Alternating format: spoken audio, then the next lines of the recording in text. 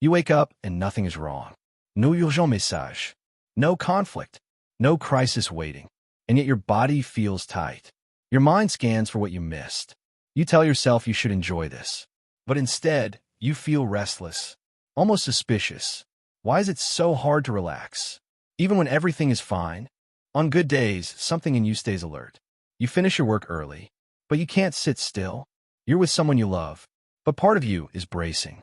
You finally get a break, and your brain starts replaying old mistakes. It's subtle. You don't panic. You just can't soften. So you scroll. You clean. You create small tasks. Because stillness feels exposed. And then the guilt comes. Why can't I just be happy? Other people would love this. Slowly, this becomes part of your identity. You're the responsible one, the prepared one, the one who doesn't get caught off guard. But underneath that identity is something else, a nervous system that doesn't trust peace. In psychology, this pattern often connects to what's called hypervigilance, a state where the brain stays on alert even when there is no immediate threat. It's common in people who grew up around unpredictability, not necessarily trauma in the dramatic sense, just inconsistency, emotional volatility, sudden criticism, love that felt conditional. Your brain learned a rule. Calm doesn't last, so it prepares, even now. And here's the contradiction. You crave stability, but when stability comes, you don't know what to do with it. Why? To answer that, we have to look at what your brain is actually optimizing for. You are not broken. Your brain is doing its job. From a behavioral psychology perspective, the brain is a prediction machine. It constantly asks, what usually happens next? If your past taught you that calm moments were followed by conflict, your brain learned to associate peace with danger. Not logically, but neurologically. This is conditioning. The same way a sound can trigger hunger in Pavlov's experiments, calm can trigger anticipation in you. So when nothing is wrong, your brain doesn't relax. It prepares, because preparation once kept you safe. The problem is not that you can't relax. The problem is that your nervous system hasn't updated its map, and it still thinks you're living in an older chapter. But what exactly is happening inside your brain during these good days? Let's slow it down. There are three key systems involved. First, the amygdala, your threat detector. Second, the hippocampus, your memory organizer. Third, the prefrontal cortex, the rational planner. When you experience unpredictability over time, the amygdala becomes more sensitive. It lowers its threshold for what counts as a potential threat. Meanwhile, the hippocampus stores emotional memories tied to context. So if calm periods in your past were followed by stress, those memories get linked. Now imagine your brain as a smoke alarm. In a house where there was once frequent fire, the alarm gets tuned to detect even the smallest hint of smoke. Burning toast triggers it. Steam triggers it. That's your nervous system.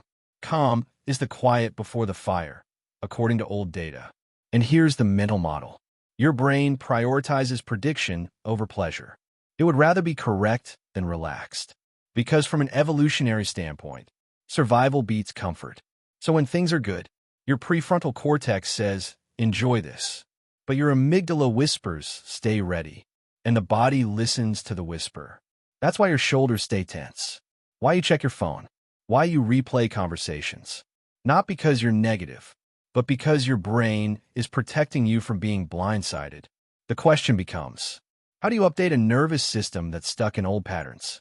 Not by forcing positivity, but by giving it new evidence. Practical framework. This isn't about convincing yourself everything is fine. It's about retraining prediction. Here are 4 principles. What to do. When you notice restlessness on a calm day, say internally, this is my nervous system expecting a drop. Why it works? Labeling activates the prefrontal cortex. Research in effect labeling shows that naming emotions reduces amygdala activity. You move from being inside the alarm to observing it. Example, you're sitting on a quiet Sunday afternoon and feel uneasy.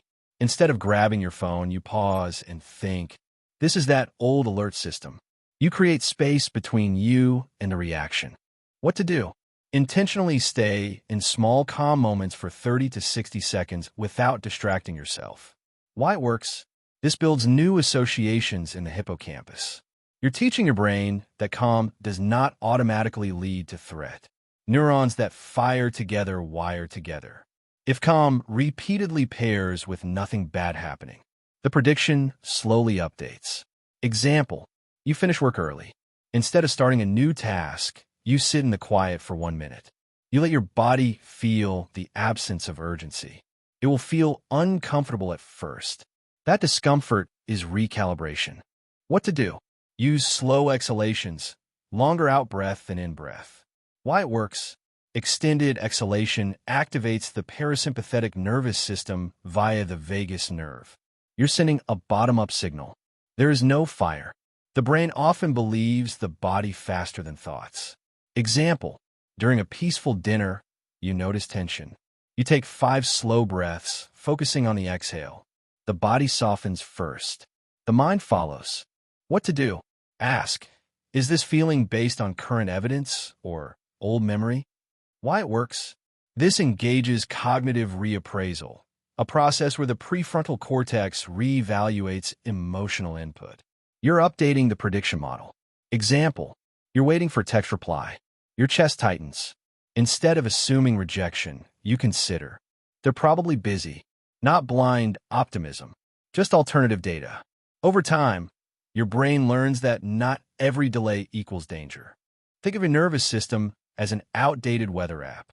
It keeps predicting storms because storms used to be frequent, but the climate has changed. Your job isn't to smash the app. It's to feed it new data. Every labeled emotion, every tolerated calm moment, every slow exhale. You are teaching your brain, sunlight can last. The deeper truth is this. You don't struggle with relaxation. You struggle with trust. Trust that good moments won't vanish instantly. Trust that you can handle what comes next. And trust isn't built by force. It's built by repetition. One day, you'll notice something small. A quiet evening, a peaceful morning, and your body won't brace. Not because life is perfect, but because your nervous system has learned that it doesn't have to predict pain to survive. Until then, be patient with the part of you that stays alert. It kept you safe once. Now it just needs to learn that you're safe in new ways. And maybe the next time nothing is wrong, you won't rush to fix it. You let it be.